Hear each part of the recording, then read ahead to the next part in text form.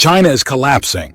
The world's second largest economy is in trouble. China is encountering a growing list of problems in the real estate, business, semiconductor, and labor market. In today's video, I will talk about why China is losing 96 million young people and the world does not even know it. Millions of young people, graduates, and workers are facing a major youth unemployment problem in China. The youth unemployment figure hit a fresh record of 20.8% in May 2023. 20.8%. Unemployment rate set a new record for the highest youth unemployment rate ever in China. That number was up from what was already a record 20.4% in April 2023. This is the age category from people 16 to 24, about 96 million people. However, not all is bad. At the end of the video, you will learn about a thriving profession in China called professional children. Since 2022 year's end, China's urban youth unemployment rate has risen to 21%. The issue was getting so big and embarrassing that China decided to stop publishing the data altogether. China's youth employment rate now ranks with several G7 countries that have notorious problems with getting younger workers into the labor market, like Spain and Italy. India, the world's most populated country, has also been dealing with a youth unemployment problem.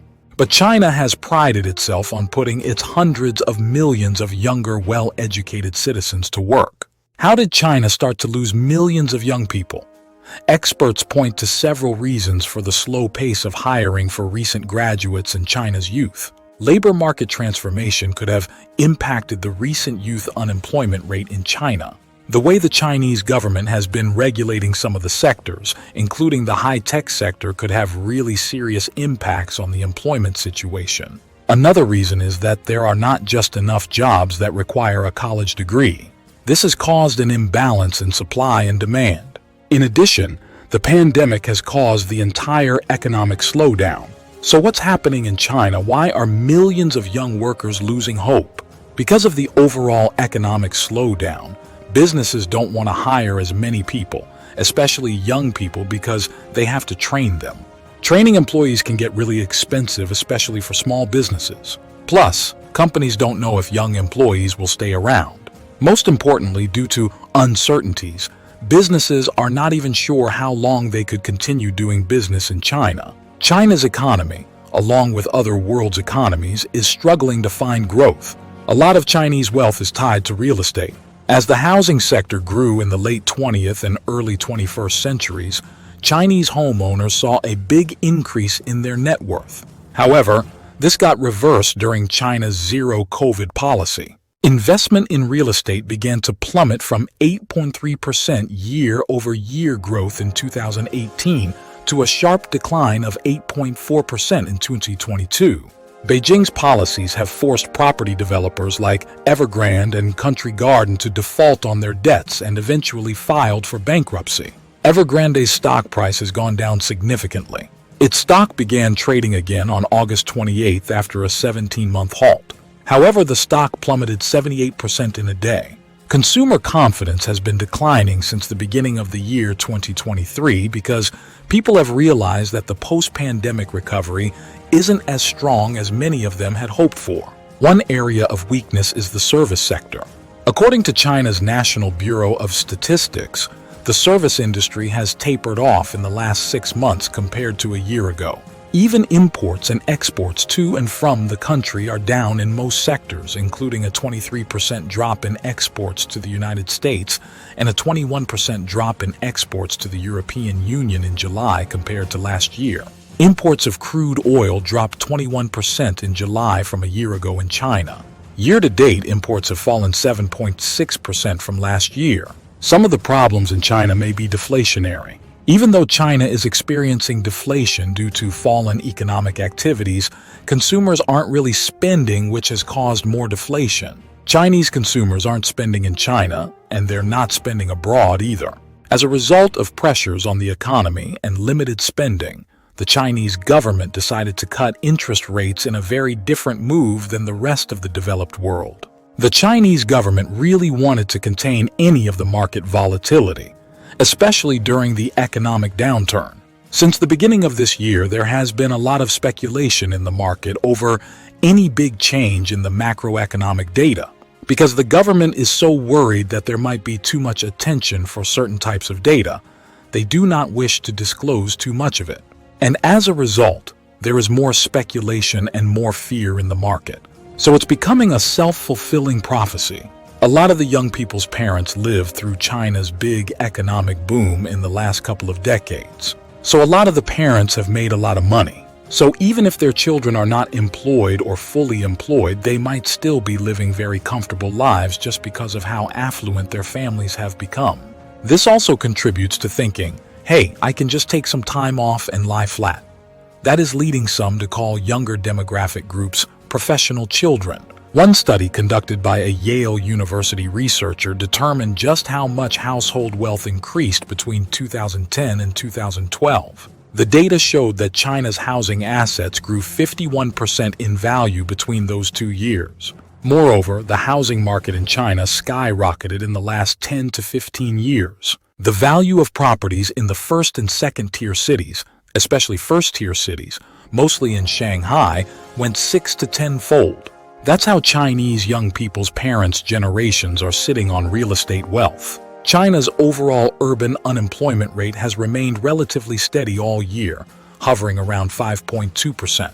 The 25 to 59-year-old population has seen steady employment, with the unemployment rate hovering around 4% since March 2023. Even though Chinese students study really hard, they're competing for jobs, like hundreds of people applying for one position. There is a term to characterize this youth unemployment situation. Sit-ups is an idea that whatever sector young graduates try to make their way in, whether it's the financial industry, real estate, or tourism, is extremely competitive because everyone's trying to get their slice of the same pie. So if you're doing sit-ups, you're taking breaks between lying flat and also participating in this intense rate race. One way this sitting-up phenomenon has played out is via China's National Civil Service exam. In March 2023, more than 7.7 million people took the civil service exam in China, the first step toward getting a government job. However, there were only 200,000 open civil service positions. Certainly, the internet platform companies like Alibaba, Tencent saw massive growth in the last 2 decades that had driven significant demand for young people as well. However, with different regulations in the last couple years, the Chinese government has restricted these companies, which has caused a slowdown in hiring. China's policy towards some of its largest technology companies took a significant shift during the pandemic when President Xi Jinping began his 3rd term in office. In 2020, regulators suspended the world's largest IPO on record from Alibaba and Ant Group on Shanghai and Hong Kong exchanges due to significant issues in the financial technology regulatory environment. Before 2015 was the continuing growth of wage across different sectors, including labor-intensive manufacturing like labor-intensive or services. But the situation began to change in the mid-2010s. So the jobs moved from the manufacturing sector to the low-skilled service sector. But the problem is that the low-skill service sector doesn't really solve the problem because they are generating very bad jobs. Chinese President Xi Jinping has urged the youth to eat bitterness, a more traditional Chinese phrase which means to persevere through hardship without complaint or even to suffer. China's policy focus has been more and more on the long term. That's why China has seen a lot of stress on economic security in the short term. With a long-term focus, China has been investing more into the kind of technology that will be meaningful in the long term. Artificial intelligence is one such example. Just by putting more money into AI, China could replace even more workers, especially young workers, in the near future.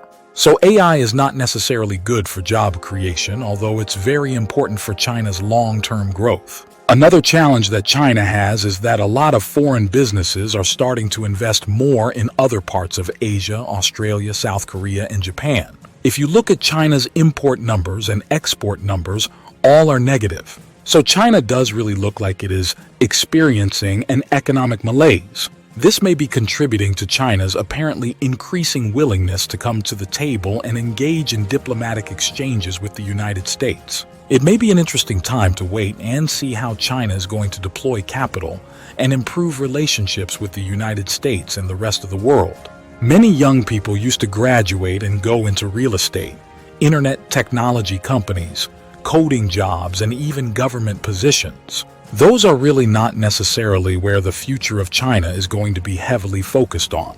The Chinese youth tend to pursue graduate degrees as a strategy to deal with labor market difficulty. The problem with that is they are becoming more and more educated. This makes it more difficult to find jobs that require higher education and that pay higher salaries. With higher degrees, young graduates are less willing to take jobs that pay less than what they expect. In the end, the return on getting higher degrees is going down. What do you think China should do to solve youth unemployment and professional children issue? Comment down below. Share and subscribe for more videos about business and economies. Do you want to retire early? Do you love freedom? Do you want to work only 1 to 2 hours a day while traveling around the world and spend more time with your family? You can start stock investing and option trading right now. If you want to know more about finance, stocks, options, real estate, crypto, check out our playlist: stock investing, stock trading, option trading, real estate, cryptocurrency.